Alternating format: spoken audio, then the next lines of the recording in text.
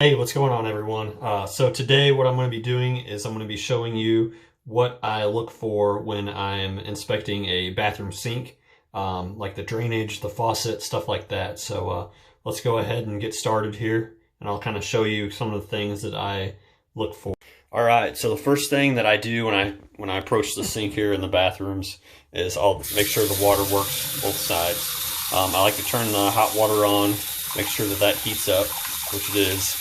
And I want to make sure that it's on the right side and it's not reversed, because I do run into that occasionally where cold water's on this side, hot water's on this side. And I will note that in the report. So this is proper, hot water's working. I'll check the cold water out, make sure it's working as well. And while I'm running up here, the faucet, I'll look around the edges here of the faucet. This is a good leak point here. You might see water spilling out. This one's good. It's just got a little bit of water from when I was turning it on. But look behind there, make sure no water's coming out. After I run a little bit of water, I'll shut that off and I'll check the stopper, the drain stopper here. Usually you'll see styles. This is like the most common style, is just the pull up and it stops. There's other styles where you push down and it engages, and then you push down again and it disengages. But I want to make sure that this engages and disengages, because I've had times where I've engaged it, filled the sink up, and then it wouldn't disengage. And then I got a sink full of water that I got to try to figure out what I'm going to do with. So this one engages and disengages. So what I'm going to do is I'm going to turn this on and let it fill up. And I usually let it fill up pretty high. I'm the type of inspector where I like to fill up fixtures as much as I can and try to get as much water draining through those pipes as possible. Because that's what's going to help me find leaks. Some inspectors out there, they don't do this. They don't stop it and fill it up because it's not required. It's all you're required to do really is just run water, and that's what some of them do. But a lot of leaks are missed by guys not filling the sink up or the fixture up and draining it. So that's what I like to do during my inspections, is fill this up. While I'm doing that, I'll check the the base here, make sure the sink, and make sure it's connected to the base properly and it's not loose. I'll look around for any kind of damage to it, cracks, anything like that, which this one looks pretty good.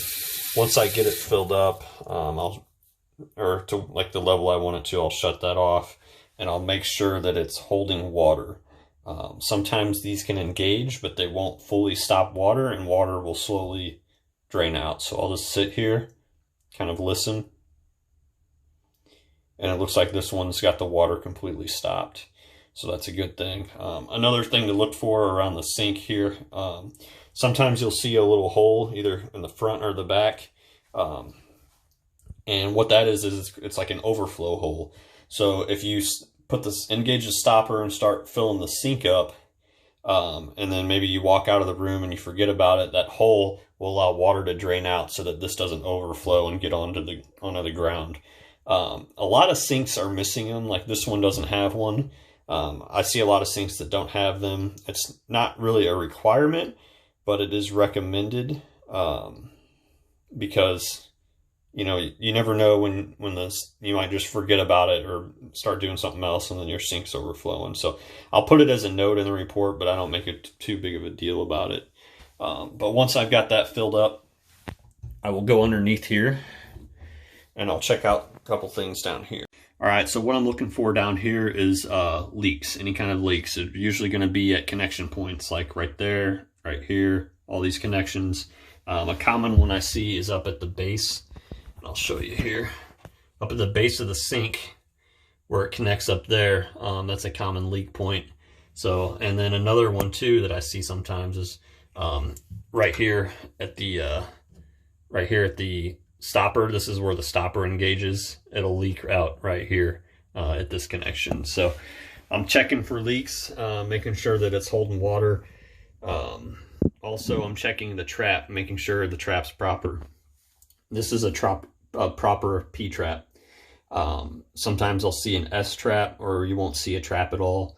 The problem with an S-trap is it's going to come down, go up, and then rather than have a straight run after that, it's going to go back down. And that creates an issue because what happens is when the water drains out of the sink, it siphons the water that's in this trap, siphons it out, and then it can allow sewer odors to come into the house through the sink because there's no longer a water trap here blocking the odors, because that water is getting siphoned out by the design of that trap. And there's some videos on YouTube you can look up, like just look up S-trap issues, and some videos will pop up. But yeah, that's what we're looking for, is making sure this trap here is proper. Also making sure that this drain line is sloped properly towards the main drain. You don't want it sloping up, because then you're going to have drainage issues. Another thing we're looking for, or spots for leaks, are at the connections here for the shutoffs. These are the supply shutoffs for the hot and cold water. Down here is where you'll see leaks sometimes at the shutoff points, and then up here underneath at the base where it connects to the faucet up top of the sink. That's a good area for leaks as well. So this one looks pretty good. I don't see any kind of drainage leaks yet, and I don't see any supply leaks. One thing too to mention is when I'm under here, I'm always looking for shutoffs here. There needs to be shutoffs at every fixture. And that's just so that the fixture can be worked on if needed, or water can be shut off to it in case of emergency or any kind of leaks or anything like that. So it's always a good idea to have these shutoffs in place at each fixture. That goes for like toilets, sinks, at the kitchen, laundry area, wherever those may be. So what I'm going to do now is I'm going to disengage the stopper, and I'm going to be looking under here and scanning for leaks. I like to get my flashlight down low and just run across. That helps me see any kind of water droplets. I like to look at all the connections with the flashlight, like right here, make sure there's no water coming out. And this looks pretty good. And all the while that's draining, I'm kind of keeping track in the back of my mind how long it's taking for that to drain. So this one drained pretty quick.